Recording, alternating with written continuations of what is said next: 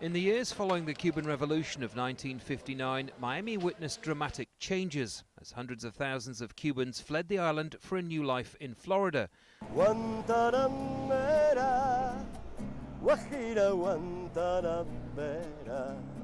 the past half-century, the so-called exiled community made their mark here both culturally and politically.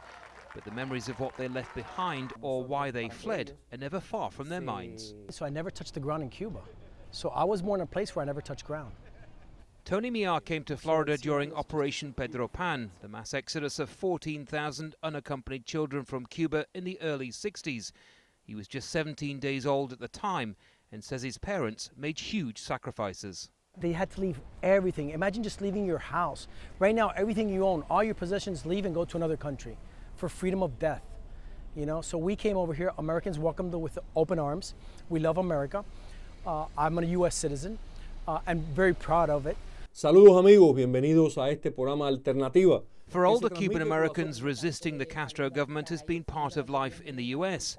So the normalization of diplomatic relations between the U.S. and Cuba, announced almost 2 years ago, was seen by many here as an act of treason. In the practice, up to now, they have given unilateral concessions without getting anything in return in terms of the respect for human rights and for the freedoms of the Cuban people.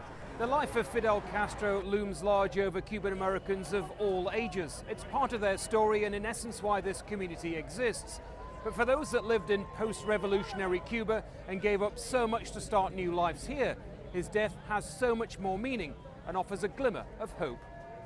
Fidel Castro embodied a Cuban revolution which for these people resulted in loss, separation and years of struggle. Here at least, Castro's death is cause for joy rather than mourning. Andy Gallagher, Al Jazeera, Miami, Florida.